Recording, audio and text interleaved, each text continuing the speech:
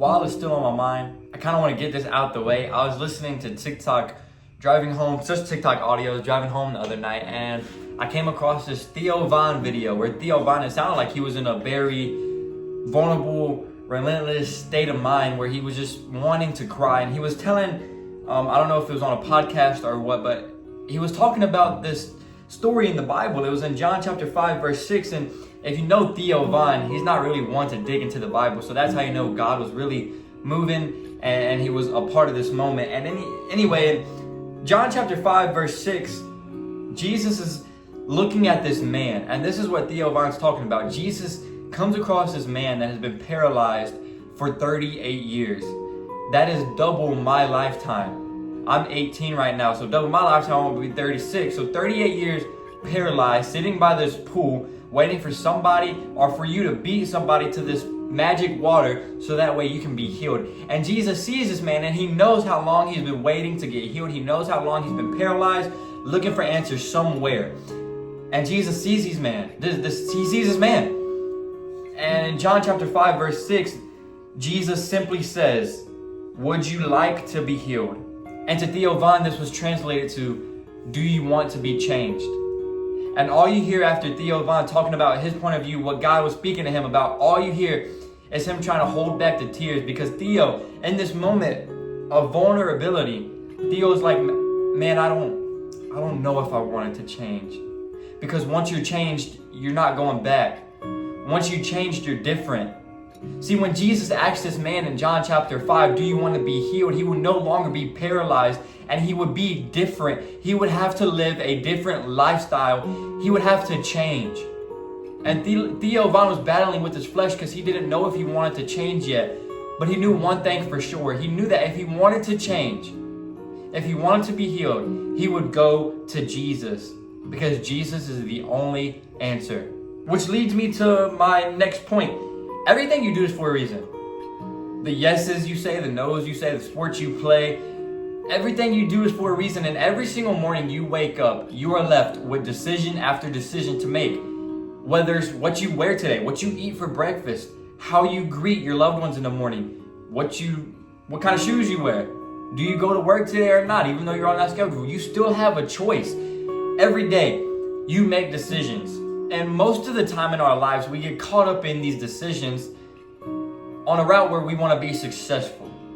We get so caught up in being successful that we tie our identity and we tie our worth to things that are useless.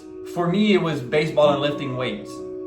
Starting freshman year, I worked so hard in the weight room and on that practice field. I worked so hard to the point where if I went to go lift weights one night and if I wasn't able to reach a certain number that I wanted, I would get disgusted in myself. If I didn't like how skinny I was, or if you couldn't quite see my muscles pop out, I was disgusted in myself. And I wanted to work so hard to change what I saw. And on the baseball field, if I didn't perform how I wanted to perform, it would drive me to be depressed and disappointed in myself, because that's where my worth and my identity was found. It was in a sports game that meant absolutely nothing. And you may need to hear this, you may not need to hear this, and it took me a long time to understand this. But I realized that my life actually started when I realized it wasn't my life in the first place. You see, just how we have a decision to make every single morning, these lives that we live, these bodies that we work hard to look good, it's not ours. We're just passing through. 1 John chapter 2, verse 16 says, "For the world offers only a craving for everything we see and pride in our achievements and possessions. These are not from the Father, but are from this world." They're from this world because the goal of the enemy is not to even make you think that he exists. Satan doesn't want you to think that he exists. Satan wants you to get caught up in this world, because who does this world belong to? Him. This world is not of God, and if it's not of God, it's for Satan. It's not right. So if we're working so hard for these achievements and possessions to feel satisfaction, yeah, you might feel satisfaction and pride in yourself for about 5 seconds, and then what? When you're alone at night, what are the trophies going to do? What's the money going to do? The sports cars? When you're on your deathbed, what is it going to do? What I'm really trying to say is whether you fail or you succeed, whether you give up or you keep going, everything that you do should be for the glory of God. I love 1 Corinthians chapter 10, verse 31, and you may have heard it before, but it says, so whether you eat or drink or whatever you do, do it all for the glory of God. Our lives are not ours, it's God's.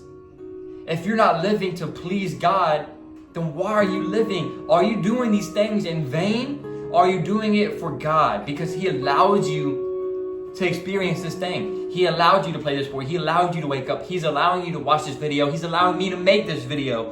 What are you going to do with it? And I absolutely love Romans chapter 14, verse 8. I recited it in my prayers, and I think it's an amazing verse to live by. It says, whether we live for Jesus Christ, or we die for Jesus Christ. So whether we're living or we're dying, we're doing it for Jesus Christ.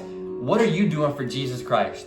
If the government was arresting people that claim to be followers of Jesus Christ, would there be enough evidence in your personal life to arrest you? And if your answer is no, there you go. You know the answer to the title of this video. Was it in vain? Yes. Because you wanted the success, you wanted the popularity, you wanted the satisfaction. When the things you're searching for is in Jesus Christ and nobody else. And we can't preach it enough. And I love to stress it out. I love to preach it. I love to remind myself, and I love to tell people all the time that what are you doing it for? What's your why? Every day you make a choice on who to serve. And if it's not Jesus, it's wrong.